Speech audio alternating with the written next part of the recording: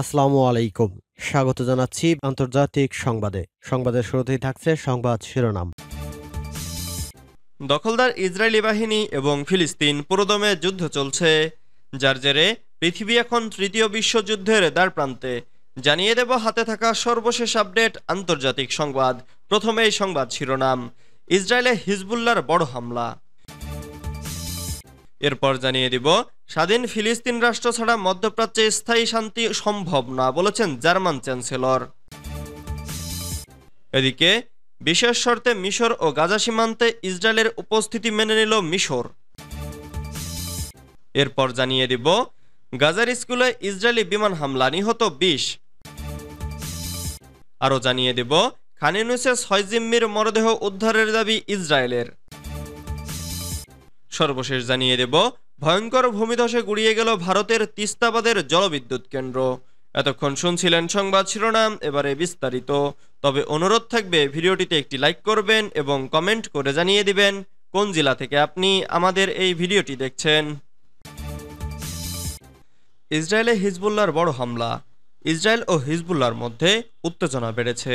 লেবাননের বেকা অঞ্চলে ইসরায়েলি হামলার প্রতিক্রিয়ায় হিজবুল্লাহ ইসরায়েলি সামরিক অবস্থানগুলোতে হামলা চালাচ্ছে। হিজবুল্লাহ গোলান মালভূমিতে ইসরায়েলি সেনা অবস্থানের পাশাপাশি উত্তর গ্যালিল অঞ্চলে অন্যান্য লক্ষ্যবস্তুতে ঝাঁকে ঝাঁকে রকেট ছোড়ে হিজবুল্লাহ।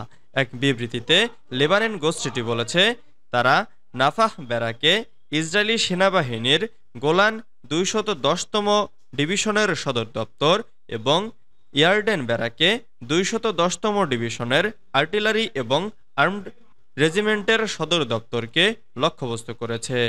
লেবাননের স্বাস্থ্য মন্ত্রণালয় জানিয়েছে, লেবাননের 6 নাগরিক এবং 2 সিরীয় শিশুসহ 8 জন বেসামরিক আহত হয়েছেন।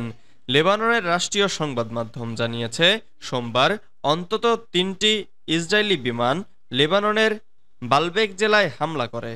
ইসরায়েলি সরকার দাবি করেছে যে তাদের যুদ্ধ বিমান দক্ষিণ লেবাননের আল মানসুরি এবং তাইবেহে হিজবুল্লাহ রকেট লঞ্চার ধ্বংস করেছে। অধিকৃত ফিলিস্তিনি ভূখণ্ডে ইসরায়েলে মোতায়েন ইসরায়েলি বাহিনীর বিরুদ্ধে হিজবুল্লাহ নতুন প্রতিশোধমূলক বিমান হামলা চালানোর। স্বাধীন ফিলিস্তিনি রাষ্ট্র ছাড়া মধ্যপ্রাচ্যে স্থায়ী শান্তি সম্ভব নয় বলেছেন German chancellor. German chancellor Olaf শোলৎজের মতে, স্বাধীন ফিলিস্তিন রাষ্ট্র ছাড়া মধ্যপ্রাচ্যে স্থায়ী শান্তি প্রতিষ্ঠা সম্ভব নয়। তিনি বলেছেন, জার্মানি ফিলিস্তিনের স্বাধীন রাষ্ট্র গঠনের পক্ষে তাদের দৃঢ় অবস্থান বজায় রেখেছে।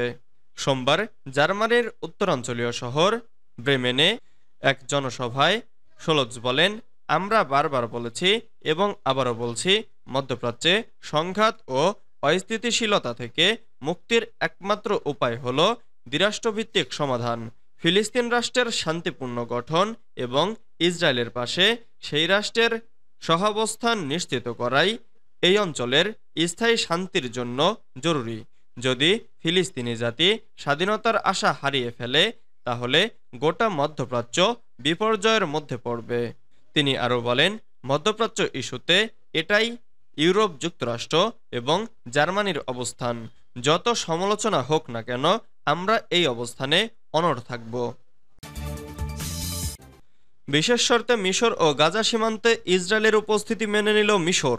রাফা বর্ডার খুলে দেওয়ার শর্তে মিশর ও গাজা সীমান্তে ইসরায়েলের উপস্থিতি মেনে নিয়েছে মিশর। মিডল ইস্ট আইকে অন্তত 3 জন সিনিয়র মিশরীয় কর্মকর্তা এ তথ্য নিশ্চিত করেছেন। গণমাধ্যমটি জানিয়েছে, মিশর ও ইসরায়েল একটি সমঝোতায় পৌঁছেছে। চুক্তি অনুযায়ী ফিলিস্তিনের জন্য রাফা ক্রসিং পুনরায় চালু করা হবে। এর বিনিময়ে মিশর ও গাজা সীমান্তে ইসরায়েলি নিরাপত্তা উপস্থিতির অনুমতি দেবে মিশর। একজন মিশরীয় কূটনীতিক, জেনারেল ইন্টেলিজেন্স সার্ভিসের এক কর্মকর্তা এবং মিলিটারি ইন্টেলিজেন্সের অন্য একজনের মতে, ইসরায়েল সীমান্ত এলাকার জন্য 2টি বিকল্প উপস্থাপন করেছে। সেটি ফিলাডেলফি করিডোর নামে পরিচিত। এটি হলো ইসরায়েলের জন্য মাটিতে বুট রক্ষণাবেক্ষণ করা। দ্বিতীয়টি হলো একটি ভূগর্ভস্থ বাধা, ইলেকট্রনিক পর্যবেক্ষণ সরঞ্জাম এবং মাঝে মাঝে টহল দিয়ে সৈন্যদের প্রতিস্থাপন করা। গাজার স্কুলে ইসরায়েলি বিমান হামলা, নিহত ২০। গাজা শহরের একটি স্কুলে ইসরায়েলি বাহিনীর হামলায় কমপক্ষে ২০ ফিলিস্তিনি নিহত হয়েছে। আহত হয়েছে আরও অনেকে। গাজার সিভিল ডিফেন্স এজেন্সির মুখপাত্র মাহমুদ বাশাল বলেছেন, হাজার হাজার বাস্তুচ্যুত লোকের বাসস্থান মোস্তফা হাফিজ স্কুল ভবনের ২য় তলায় একটি ইসরায়েলি বিমান থেকে বোমা ফেলা হয়। শিশুসহ নিহতদের মৃতদেহ ভবন থেকে বের করে আনা হয়েছে।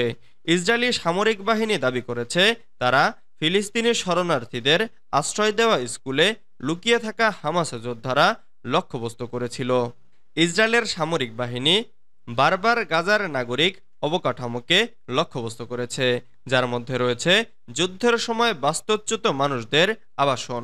প্রায়শই তারা আন্তর্জাতিক সমালোচনা এড়াতে প্রমাণ ছাড়াই দাবি করে ওইখানে আশ্রয় নেয়ারা হামাসের সাথে যুক্ত।